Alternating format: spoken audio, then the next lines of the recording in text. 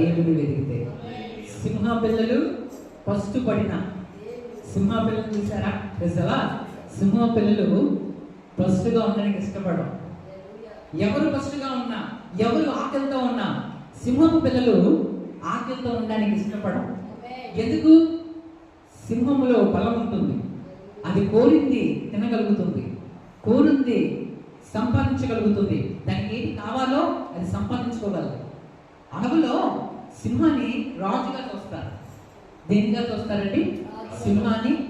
అడవుకి రాజు, మనిషికి రాజు ఉంటారు, దేశానికి రాజు ఉంటారు. హల్లెలూయా. అడవికి రాజుగా చూస్తారు, జంతువులను మృగరాజుగా చూస్తారు. అతని పేరేంటి? సింహం.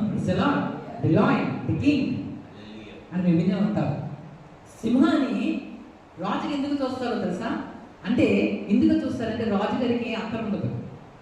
రాజుగారు 10 మందికి పెడతారు కానీ 10 మంది తీసుకునే అవసరం ఉండదు. రాజుగారు సమృద్ధి కలిగిన వారు, రాజుగారు అన్ని కలిగిన వారు, రాజుగారు అంటే అందరికీ గౌరవం ఎక్కువ. అలాగే సింహానికి ఆ అడవిలో గౌరవం ఎక్కువ. ఎందుకు? అదంటే అందరికీ భయం. అది ఆకలితో ఉండదు. ఏదో ఒక సమయాన ఏదో ఒక విధంగా తన కడుపును నింపుకోగలుగుతుంది, ఆకలిని తీర్చుకోగలుగుతుంది. అలాంటి సింహము కూడా కొన్నిసార్లు పడే అవకాశం ఉంటుందంట. ఎవరు చెప్పారో తెలుసా? సర్వోన్నతుడైన దేవుడు చెప్తున్నారు. హల్లెలూయా. సింహం పిల్లలైనా పస్తుగా ఉంటాయేమో, ఆకలితో ఉంటాయేమో, కొదువుతో బాధపడతాయేమో, అక్కరలో ఉంటాయేమో, కానీ నా కుమారుడా, నా కుమార్తె, నా ఎదుకు వచ్చిన నేను పస్తుతో ఉంచేవాడిని కాదు, నిన్ను సిగ్గుపరచేవాడిని కాదు, నిన్ను నిలబెడతాను, నేను బాగు చేస్తాను.